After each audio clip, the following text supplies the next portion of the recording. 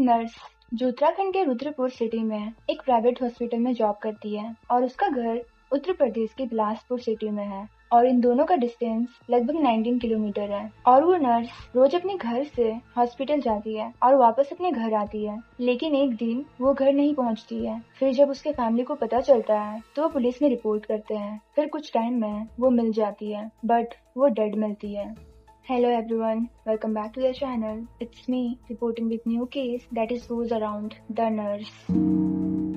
UP के Bilaspur city में एक नर्स और उसकी बेटी रहती थी और घर में बस वो दोनों ही रहते थे। बेटी की उम्र 9 इयर्स थी और नर्स की 33 इयर्स। वो रोज यूपी से उत्तराखंड जाती थी अपने नर्स की जॉब करने के लिए। रोज की तरह 30 जुलाई को भी वो अपने घर से निकलती है अपने काम पे जाने के लिए, बट वो शाम को घर नहीं आती है। उसकी 9 साल की बेटी घर पर अकेले रहती है और अपनी मम्मी का इंतजार करती है, बट उसकी माँ घर नहीं आती है और टाइम भी बहुत ज्यादा हो रहा था। जैसे जैसे टाइम बढ़ता गया वो 9 साल की बच्ची को और भी ज्यादा टेंशन होने लगा और वो डरने भी लगी, क्योंकि वो घर पे अकेली थी और उसकी मम्मी भी नहीं आ रही थी।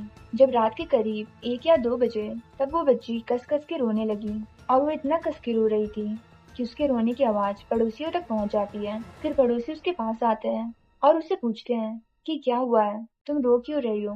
तो वो उन्हें बताती है कि उसकी माँ आज काम से वापस घर नहीं आई है।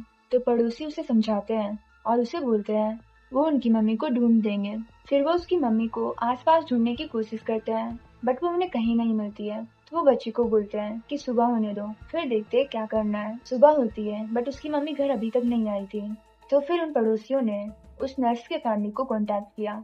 जैसे ही उनके फैमिली को पता चलता है वो लोग उन्हें ढूंढने में लग जाते हैं और वो 9 साल की बच्ची की जो मौसी होती है वो पास के पुलिस स्टेशन में जाके रिपोर्ट करती है अपनी बहन के मिसिंग होने की। वो पुलिस वालों को बताती है कि उनकी बड़ी बहन एक प्राइवेट हॉस्पिटल में नर्स की जॉब करती है और वो कल से घर नहीं आई है। बट पुलिस वालों ने इस बात को उतना सीरियसली नहीं लिया। पुलिस ने कहा ठीक है हम ढूंढने की कोशिश करेंगे, आप परेशान मत हो। बट उस लड़की को पुलिस वालों की बातों पर ट्रस्ट नहीं हुआ। वो अपनी बड़ी बहन को ढूंढने की पूरी कोशिश करती है। वो नर्स जिन जिन रास्तों से घर आती थी वो उन सारे रास्तों में जाती है अपने फैमिली के साथ और हर एक जगह को अच्छे से चेक करती है ताकि उसे पता चल सके कि उसकी बड़ी बहन गई कहाँ है। उसकी बहन तो उसे ढूंढ ही रही थी। पुलिस वालों ने भी अपनी पूरी कोशिश जारी रखे थे और देखते ही देखते 1 वीक बीत जाता है। 8 अगस्त 2024 की शाम के 5:30 बजे के आसपास उस नर्स के फैमिली को पुलिस का फोन आता है और वो उनसे कहते हैं कि आपको पुलिस स्टेशन आना होगा क्योंकि हमें एक लाश मिली है, तो उसी के पहचान के लिए आपको साथ चलना होगा। ये बात सुनकर उसके फैमिली वाले बस एक ही उम्मीद कर रहे थे कि ये उनकी बेटी ना हो। फिर वो पुलिस स्टेशन जाते हैं और वहाँ से उन्हें वसुंधरा रोड ले जाया जाता है और उसी वसुंधरा रोड के एकदम किनारे झाड़ियाँ होती है। वहाँ पर जाकर देखते हैं तो एक लाश पड़ी होती है।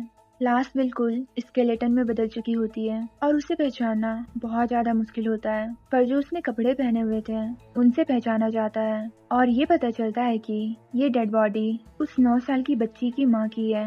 उसके फैमिली वालों को विश्वास ही नहीं होता है कि आखिर ऐसा कैसे हो सकता है। अब बड़ा सवाल ये बन गया था कि आखिर किसने उस नर्स को मारा होगा और ऐसे झाड़ियों के अंदर छुपाया होगा। नर्स के फैमिली मेंबर्स को पुलिस के ऊपर गुस्सा भी आ रहा था क्योंकि उन लोगों ने शुरू में इस केस को उतना सीरियसली नहीं लिया था। अगर लेते तो शायद आज वो जिंदा होती, ऐसा उसके फैमिली का बोलना था। उस नर्स की डेड बॉडी मिलने के बाद पुलिस थोड़ा सीरियस हुआ और सीरियसली इस केस को सॉल्व करना शुरू किया। 8 जुलाई को उसकी लाश मिलती है। उसके बाद पुलिस रुद्रपुर से बिलासपुर के बीच लगभग 500 कैमरे होते हैं, उन सारे कैमरे के फुटेज को चेक करती है और जहाँ जहाँ से वो नर्स गुजरी थी उन सारे जगहों के कैमरे के फुटेज को अच्छे से चेक किया जाता है। तो उन 500 कैमरे में से एक कैमरा ऐसा था जहाँ वो नर्स दिखाई देती है टुक टुक पे जाते हुए। फिर जब वो टुक टुक से उतरती है तो फिर वो एक सुनसान रोड में जाने लगती है। तभी सीसीटीवी में दिखता है कि एक अनजान पर्सन उसका पीछा कर रहा होता है। अब ये अनजान पर्सन कौन था, ये बड़ा सवाल बन गया था। नर्स के पैसे, फोन और कुछ कीमती सामान भी चोरी हो गए थे। तो पुलिस ने उसके फोन नंबर को ट्रेस करने का सोचा, बट उसका फोन नंबर बंद था। फिर ऐसे ही 2 से 4 दिन बीत जाते हैं और सडनली उस नर्स का फोन ऑन होता है और जब उसके बारे में पता लगाया जाता है तो यूपी के बरेली में ही खुशबू नाम की लेडी उस नर्स के फोन का यूज कर रही होती है अपना सिम कार्ड डाल के। तो पुलिस वाले उसे फोन करते हैं और पूछताछ करने लगते हैं। पुलिस के पूछताछ के कारण वो डर जाती है और अपने हस्बैंड को बोलती है कि तुमने जो मुझे फोन दिया था उस पे आज एक पुलिस वाले ने फोन किया था और वो मुझसे पूछताछ कर रहे थे और उसके हस्बैंड का नाम होता है धर्मेंद्र। और जैसे ये सारी बातें धर्मेंद्र को पता चलती है वो अपने वाइफ को लेके वहाँ से भाग जाता है। पुलिस के पास एक चांस होता है इस केस को सॉल्व करने का, बट जैसे ही वो बरेली पहुँचते हैं तो वो देखते हैं कि वो वहाँ से भाग चुके हैं। फिर पुलिस उनकी तलाश में लग जाती है क्योंकि उनका सारा शक अब उन लोगों पे आ गया था। फिर उन्हें ढूंढते ढूंढते 8 दिन बीत जाते हैं। 8 दिन के बाद राजस्थान के जोधपुर में उनकी लोकेशन मिल जाती है। फिर पुलिस तुरंत उन्हें पकड़ने के लिए निकलती है और उन्हें अरेस्ट करके देहरादून लेकर आती है। और देहरादून लाने के बाद पुलिस वालों ने खुशबू से पहले पूछताछ करनी शुरू की। उससे पूछा गया, तुम्हारे पास ये मोबाइल फोन कहाँ से आया और तुमने अपना सिम कार्ड क्यों डाला है, इस फोन का सिम कार्ड कहाँ गया। तो वो बताती है कि इस फोन का यूज पहले उसका हस्बैंड कर रहा था और उसी ने ये फोन उसे दिया था यूज करने के लिए। बट खुशबू को नहीं पता था कि वो जिसके फोन का यूज कर रही है उसका मर्डर हो चुका है। फिर जब शक्ति से खुशबू से पूछताछ हुई तो वो कुछ बता ही नहीं पा रही थी क्योंकि उसे कुछ पता ही नहीं था। फिर खुशबू के हस्बैंड धर्मेंद्र को कस्टडी में लिया गया और उससे पूछताछ शुरू हुई। और जब उसे कड़ी पूछताछ की गई तो धर्मेंद्र ने एक कहानी सुनाई कि 30 जुलाई की रात लगभग 8:30 बजे जब ये नर्स टुकटुक से उतरी तो उसकी नजर उसके बैग पर गई और उसे लगा कि उसके बैग में पैसे वगैरह तो होंगे और साथ ही फोन भी होगा, तो वो उसे छीन कर भाग जाएगा। उसने बेसिकली ये सोचा था कि उस नर्स को लूटने के बाद वो वहाँ से भाग जाएगा। धर्मेंद्र जफरपुर में एक गेहूं की फैक्ट्री में मजदूर का काम करता था। इससे पहले भी एक आर्म्स एक्ट के मुकदमे में धर्मेंद्र पर कार्रवाई हुई थी और उस टाइम भी वो जेल गया था। लेकिन जैसे ही वो नर्स के पीछे पीछे जाता है तो फिर उन्हें एकदम सुनसान सड़क मिलती है जहाँ पे एक भी इंसान नहीं होता है। तो वो तुरंत ही उस नर्स के ऊपर अटैक करने का सोचता है और वो उसे पीछे से पकड़ता है। तो वो नर्स भी अचानक से घबरा जाती है और उसके अगेंस्ट फाइट करने की कोशिश करती है, लेकिन धर्मेंद्र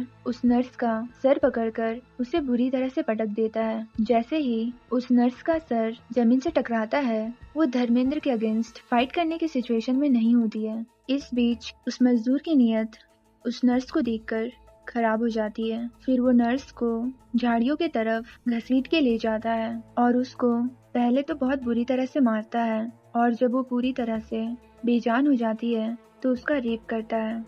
और जब फिर वो थक जाता है तो वो सोचता है कि इस नर्स ने मेरा चेहरा देख लिया है, कहीं पुलिस में जाके मेरी कंप्लेंट ना कर दे। इसलिए वो उस नर्स के दुपट्टे से उसका गला घोंटता है और उसे मार देता है। फिर उसके सारे सामान को लेके वहाँ से भाग जाता है।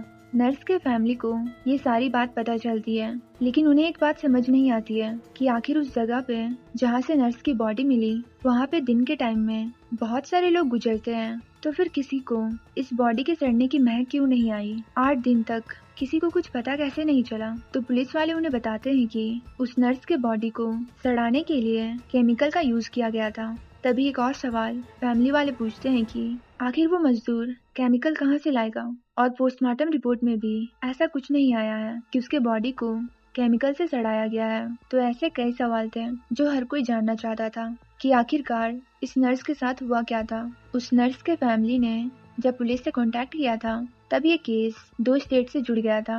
वो रहती थी यूपी बिलासपुर में और जॉब करती थी उत्तराखंड रुद्रपुर में। तो जब ये सारे सवाल उठ रहे थे कि आखिर उस नर्स के साथ हुआ क्या, तो रुद्रपुर की पुलिस बिलासपुर की पुलिस पर टाल रही थी और बिलासपुर की पुलिस रुद्रपुर की पुलिस पर टाल रही थी। फैमिली वाले परेशान हो जाते हैं।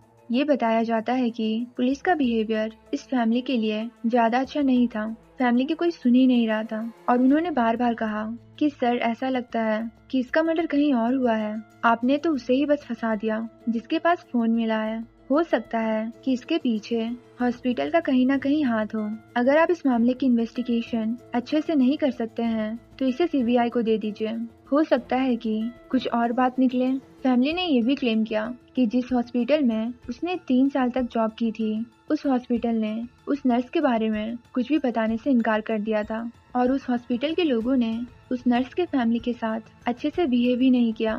तो इसलिए फैमिली वाले परेशान थे कि कहीं ना कहीं कुछ तो गड़बड़ है ये सोचकर। और यहाँ पे ये पॉइंट उठता है कि आखिर किसी को पता कैसे नहीं चला।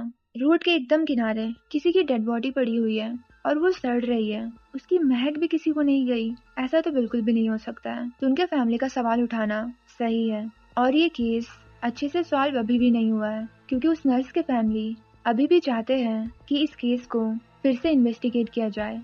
इन सब के बीच में एक 9 साल की बच्ची की माँ इस दुनिया को छोड़कर चली गई और वो 9 साल की बच्ची अब अकेली हो गई। Thank you for watching.